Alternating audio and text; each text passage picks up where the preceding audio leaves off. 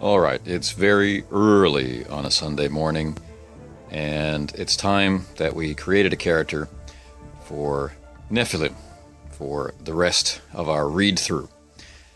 Now, some questions have been coming up in the game learning group concerning, okay, if we're playing Nephilim, what are we going to do with these eternal creatures? What do you do with all of eternity? What kind of things would interest you? Now, the game line did include the Game Master's Companion, and much of it is dedicated to questions like that. An entire chapter specifically aimed at that, plus a detailed timeline, hints about the future, ways to create scenarios, that sort of thing. And while we're on the topic of character creation, there's also this book, which completely replaced the magic system. These two things go a long way to giving a Nephilim campaign, let's say, the legs to go for the long haul. The type of magic that the Nephilim are trying to figure out how to use, that's portrayed in this book. And things that tie them both to their own kind and to mortal assistance are also brought forward in both of these books. However, for the character we're going to create today, we're going to focus solely on the core book, because I think that's a more authentic experience for the first-time Nephilim player. So to begin, I have my notepad, I have my pencil, I have my skull filled with some dice. All I'm going to need is some d6s, and we're ready to go. Why is it that they're always at the bottom? Oh yeah, because I put them there.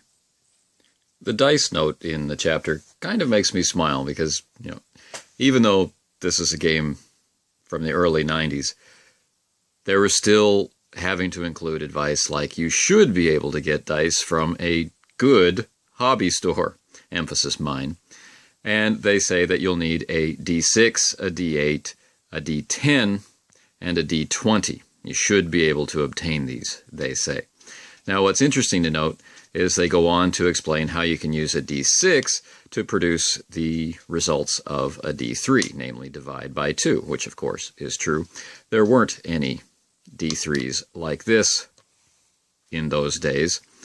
And they talk about the method of using D10s to produce a percentile roll. Namely, you need two different colors, and you always have to have the same color going first, so you're not tempted to cheat, because it wasn't really possible to get the tens-digit dice yet. Interesting. Well, now, of course, there are many different types and styles of D3s, and several different ways to get percentile dice, and you can even get dice that go up to 1,000 or more. But let's roll. The two-page spread detailing how to awaken your Nephilim is pages 22 and 23 of the core book. It has 6 steps, it has page references, it explains the character sheet, and the charts you need in order to finish your character are provided. The Ka distribution chart and the damage bonus chart telling you how many actions you have, and the adjustments for your Ka element are all provided here on 2 pages. As this is a sample character, not my character, let's truly embrace the nature of random rolling, and we'll use another tool that wasn't around in those days. Let's use a D5. Use a D5 to determine, step 1, which of the 5 elements is going to be the dominant one for this character. So let's find out. And we get 4. So 4 in order would be air, earth, fire, water. So we're going with water for this character. So the Ka element, water. Nephilim aligned with the water element tend to be adaptable. They tend to be in touch with their inner life, their emotions. They're curious, they're mobile, they're pragmatic. On the downside, they can become too fantastical. They might be short-tempered and unpredictable and difficult to control. Interesting. With that decision made, we next need to choose our Metamorphosis and Major Arcanum. 9 of these are detailed in the core book, and to keep things simple, we'll use one. There are 2 for each of the classical elements and 1 for the moon. So we'll be looking at the Triton and the Undine because they match up with water. We'll keep it simple. I think it's very clever how they try to explain the Metamorphosis to the potential player by listing it out in terms of similarities. You know, if you were a natural phenomenon, you would be a tidal wave. If you were a famous human being, you would be Blackbeard. Right? A human activity, fishing, a weapon, a depth charge, an object, an anchor. In one page, they try to encapsulate that metamorphosis. Sometimes the weakness was the art. It might be inspiring to some to look at the art for the angel and say, yeah, I could maybe get into that, and maybe a little harder to get into the idea of playing the Triton. The Undine seems a lot more mysterious than 90s. So we have sea foam as a natural phenomenon, Jacques Cousteau as the famous human being, poetry as the activity, weapon, the net. Right.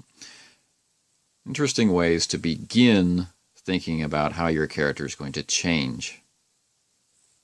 The imagery between the two seems to be based in the idea of standing water, of the surprising depths of the ocean, the trickiness, the danger inherent in the sea, as represented by the Triton, and then compared to the constant motion, the sparkling nature, the mysterious quality of flowing water. They liken the Undine to the dolphin. Right? So these would be the choices. So for this character, because it's so early in the morning and the last thing I want to listen to is a babbling brook, I think I'm going to go with the cool, still depths of the sea and pick the Triton. The metamorphosis for the Triton will have it developing in very obvious sea creature ways, kind of along the lines of a sea turtle, a thick green leather between the fingers, and the skin slowly covered with scales, and deep, cavernous, echoing voice, that sort of thing. So, something to consider when they are fully revealed. For the selection of Major Arcanum, this process will grow easier the more familiar you are with the game, the more you've played it. The advice given in the Major Arcana section is actually to hold off selecting it until you start generating your past lives and seeing which ones were active in the periods that you are interested in having lived through. That makes the range of options narrower. I think it's good advice. We're going to do that. Step 3, determining your past lives, is the longest step. So let's begin. First, we choose an era and a simulacrum. Then we're going to subtract 2 from our Ka score. Its raw score is 22. We're going to subtract 2 from it for the incarnation. When we get through to the end of these steps, we're going to be asked if we want to repeat this, and you'll deduct 2 points off of your dominant Ka score each time. The more times you wish to have been incarnated and active, the lower that dominant score will be, as represented on this table. Gotta love tables. The information for generating your past life is a 2-page spread, and there are several for each of the main eras. Let's go with a classic. Let's pick Egypt in 3000 BC, and so we begin with our first percentage roll. This is to determine our simulacrum. And we get 47, which would be a royal artist, female. So, writing that down, we have Egypt, 3000 BC, royal artist, female. We're in the vicinity of Memphis. The same page provides us with the skills that simulacrum would have, and we're off to the races. After making a quick note of the skills, we'll deal with the points later, we get a 3d6 roll, multiplied by 5, this to determine the age of the simulacrum. That gives us an age of 50 before the Nephilim incarnated in the person. So, those points are used to give us our skill points and the things like life experience, which lead to your languages. So quite simply, we take this age 50, we multiply it by 4, and this gives us skill points. We can't spend any more than 50 points on any single skill. That's our cap. We can spread them around. This gives us 200 points to spend on the skills listed here, except life experience, which receives its value from the age directly. So the life experience of Dynasty 1 Egypt would be 50. And then for our languages, we roll 2d6 plus 6 and multiply that by 5 to divide up amongst the languages we would like. So, so that gives us an additional 80 points for languages. Now we're not done with this incarnation. Now we have to deal with the Nephilim side of things. That's on the bottom of the second page. So again, we look at age, this time to determine how long you stuck with that incarnation. So it's again 3d6 times 5. Okay. The age score we generate here is used for occult skills, the occult development points. We multiply 65 by 2 to get the number of points we can spend on sorcery, lower magic, and sorcery, higher magic, because these are what are available to us in this time period. We still have the same caps of no single allotment of greater than 50 points and a cap of 90. Next we're hit with a role-playing question, which I like. It says, what did you do? Did you help, hinder, or not care about the first Emperor Arcana? If this were my character, I would choose after careful thought, but as this is a random character, I'm going to consult my 1d3 for help, hinder, or not care. Not care. The next step is the last for a multiple past life. If it's the first past life that you're generating, there's an additional step. So first we need to determine how did you die in this particular incarnation, what happened to your simulacrum, and then if it's your first time to make a past life, which it is for us, we need to determine what our stasis form is. Where does the spirit of our Nephilim go with when it doesn't have a simulacrum? This is another percentile roll for what happened to your body while you were incarnated. This is another percentile roll and simply determines what happened to your body. It may be confusing to look at the chart initially as it starts at a negative number. This is not a mistake. There are modifiers that may be applied to your stasis event. You'll see here, if a member of the Hierophant Arcanum, subtract 10 from the roll. And each past life has something similar like that, to varying degrees of modifier. So from -10 to 100 is where this chart goes. And you'll see there's a very small chance of having been killed and a large chance of having died naturally. So let's see what we get. And we have 90. So the age didn't lie. After living 65 years in a body that started out at 50, we certainly got our use out of this life. The next roll is for our stasis form, and we get a 28, which on the chart is the small idol of your cult. I was a little worried it would be a giant statue, so excellent. After we assign skill points, we deduct 2 points for this incarnation, which reduces our dominant Ka to 20.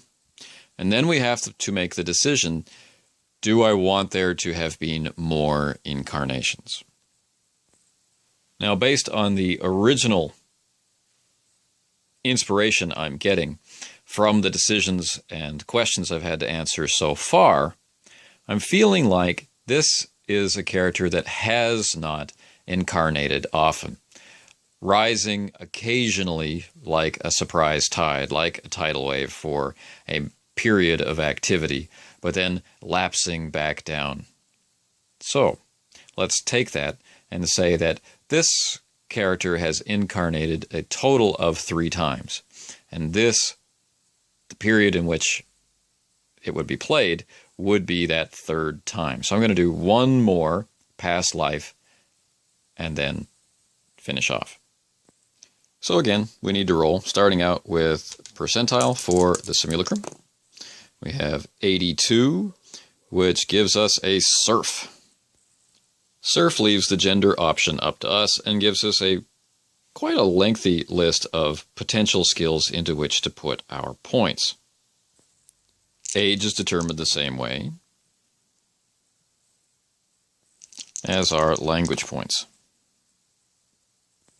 So this incarnation as a serf around 830 AD in Germania gives 185 points for skills and 75 points for languages.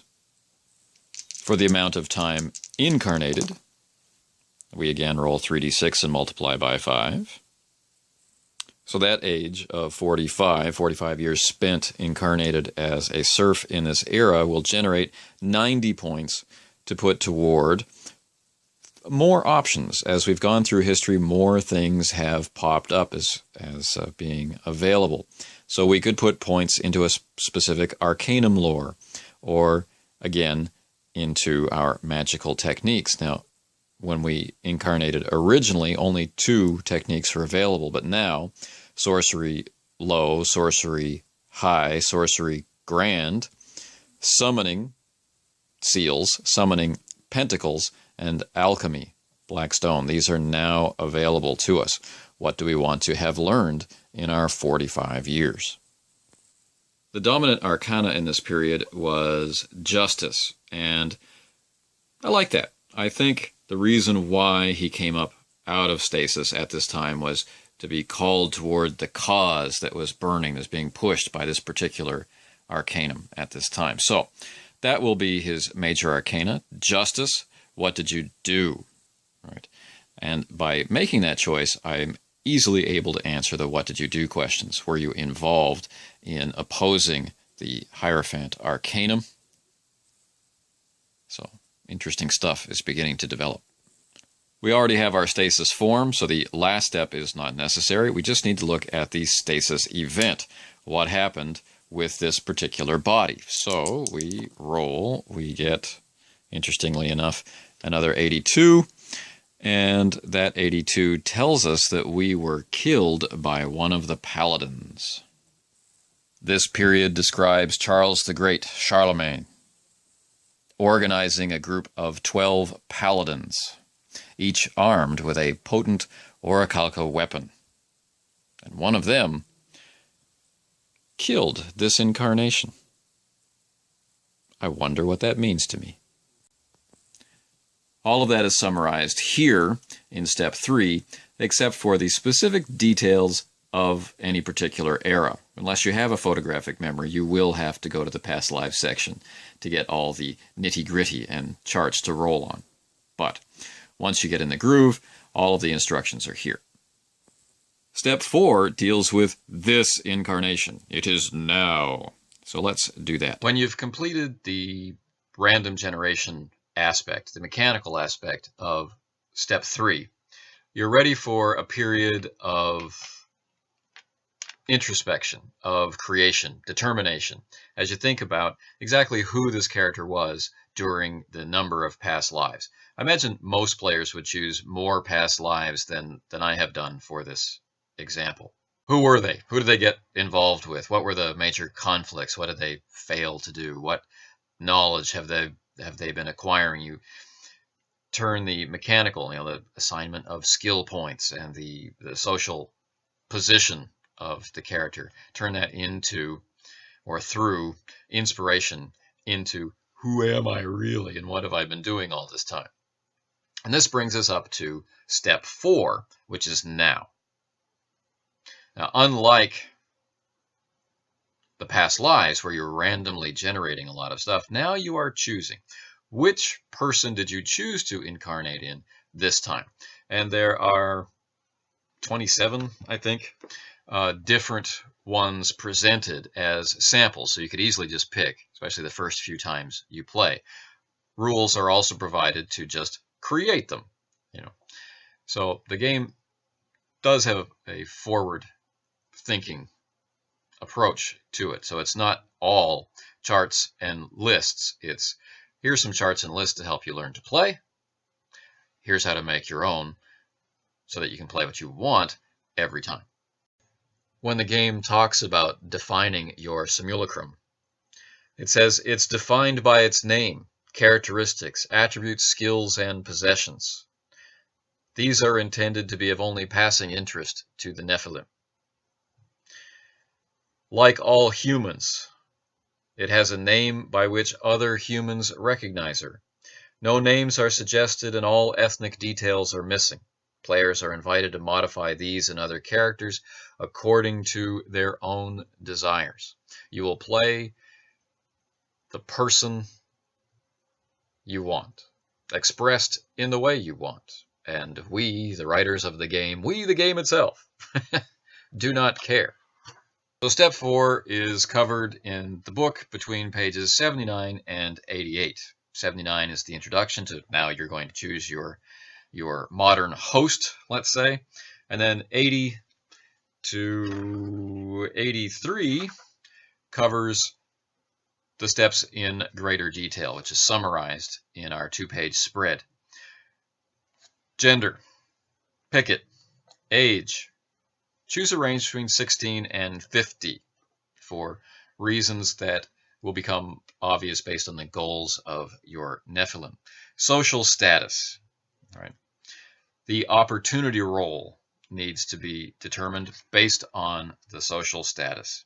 All right. The opportunity role is interesting. This is a mechanic used to represent the Nephilim's ability to gather together the resources it needs for its goals, and demonstrates how this has an effect on the social standing and financial safety, the financial security of the character, of the simulacrum. Can the Nephilim acquire the things it needs without draining the financial resources of its host or not? Success on an opportunity roll, which is the social level multiplied by 3. Success on this roll means it can acquire an item without reducing the financial resources. Failure means it doesn't get the item and it has drained its bank accounts and other resources in an effort to obtain it. I like that quite a bit. It's clean, simple.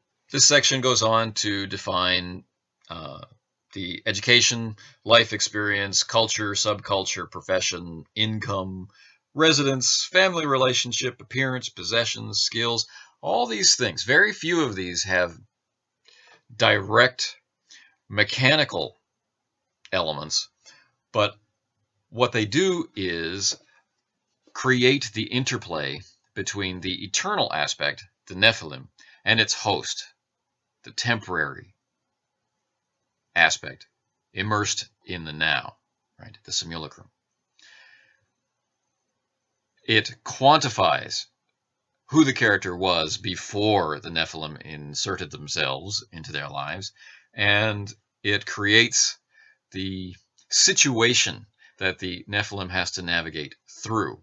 It creates role-playing opportunities. It creates challenges for the emerging story, and it sets you up to explore the period in which you're playing from 2 perspectives. I like that opportunity. Now, because we've been doing everything randomly, we'll continue to do so. So there is a random chart for professions, so I will roll it, and I get a 32, which would mean that this particular decision was to pick a fisherman. So our Triton has embodied in a fisherman this time. So checking in the detail lists of potential occupations, of potential hosts, we have the sport fishermen. Now, the way these things are organized, it talked about not having specific ages, genders, ethnicities, that sort of thing. This is true for you as the player if you choose this. But this is also doubling as random people you might meet. So there are social characteristics included, like the sport fisherman says male, age 23, but this could just as easily be female, age 50. Doesn't matter.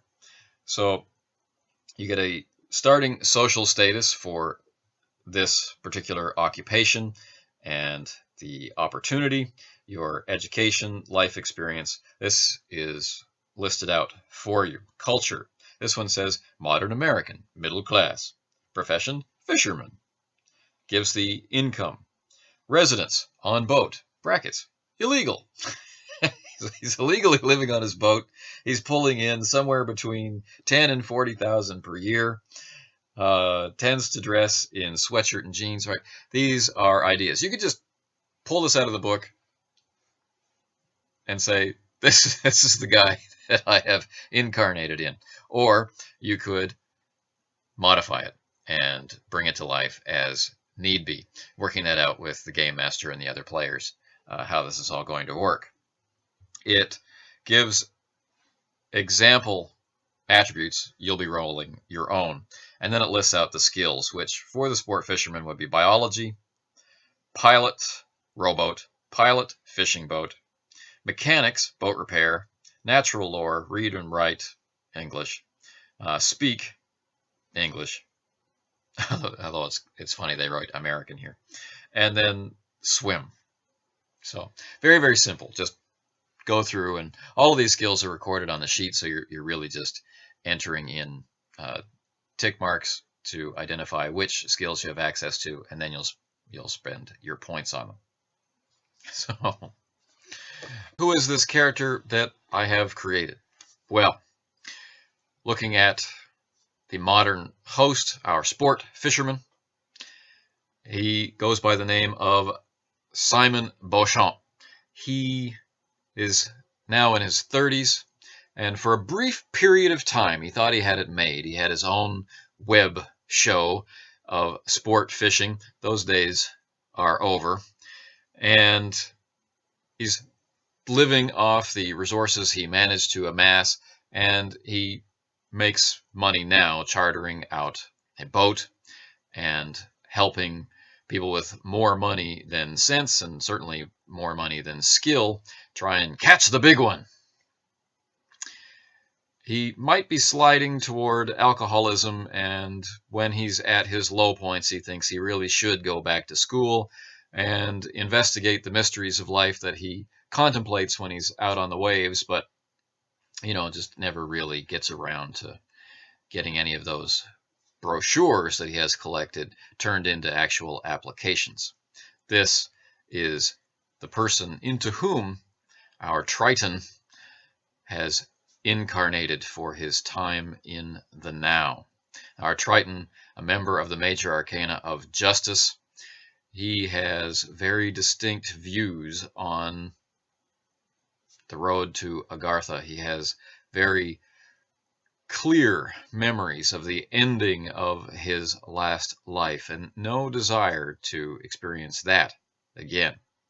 He'll be very cautious, secretive, suspicious as he moves forward in this incarnation, slowly seeking out other members of his arcanum and seeking to share knowledge. He will drive Simon Beauchamp to go back to school to re-educate himself, and from there begin the slow and arduous process of researching everything it is that he needs to gather together for the next phase of his existence. Simon Beauchamp is just a stepping stone in many more to come. This is the top third of the front of the character sheet. On the left, we start with the attributes for the simulacrum. Next to that column is a bonus, which is provided by the particular emphasis of the Ka element in the character. The Ka elements are arranged on the far right of this sheet. Starting with the name, let's fill in the details.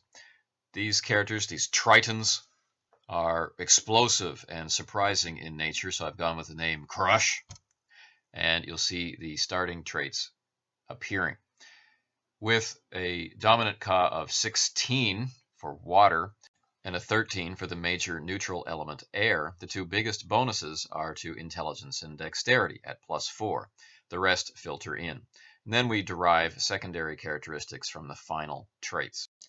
Below this on the sheet, further things are derived.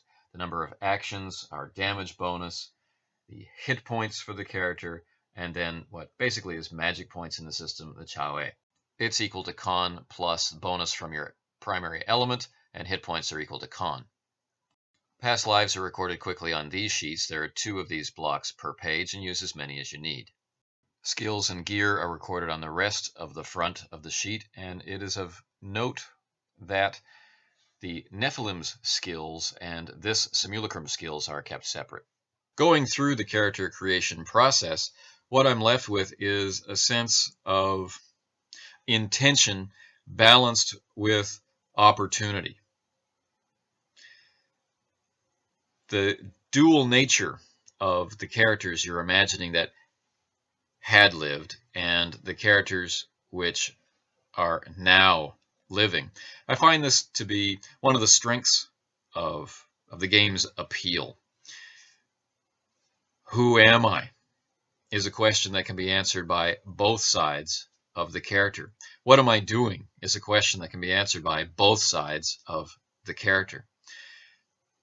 The way that the Nephilim will treat the resources of its host. Will there be any concern or connection there? Will it maintain and tend to this incarnation? Or is this something to use up just to move on to the next one? These are interesting role-playing opportunities. Is it simply because you were forced into the role of basically a homeless sport fisherman that your high and mighty, eternal, everlasting spiritual creature has decided to disregard the needs of this human host? Or is there something about the peaceful life that this sport fisherman has found for himself that can soothe or calm or enable the Nephilim to start working toward their goals in, say, a less disastrous way? There's so many things that are open and so many ideas that are fired. So we have this Triton who, as they are marching forward in their eternal life, will begin to develop these characteristics. They'll be changing into this very obvious sea creature, taking on aspects of their dominant element, right? Every aspect of how they perceive themselves changes as they move forward in their quest for Agartha. The back of the character sheet is where your specific details go. Most importantly, your metamorphosis and your stasis object. Now, the stasis object is where you go when you are not incarnated. So for this character, it was a small idol from Egypt in 3000 BC. Kaiba starts at 0. The metamorphosis for a Triton affects the ears, the fingers, the skin, the smell, and the voice. And you assign points to these traits. So I put 2 points into the ears and 4 into the smell and 10 points into the voice. Below that, you record the details for your simulacrum. What's their occupation? What's their opportunity role? How old are they? Their name. And really, that's it. In the guise of a sport fisherman, this particular character has manifested in the now in order to complete its quest toward Agartha, in order to gain new enlightenment, and perhaps to aid its allies in its major arcana to complete their quests as well. And this would be the beginning steps of a player creating a character for Nephilim.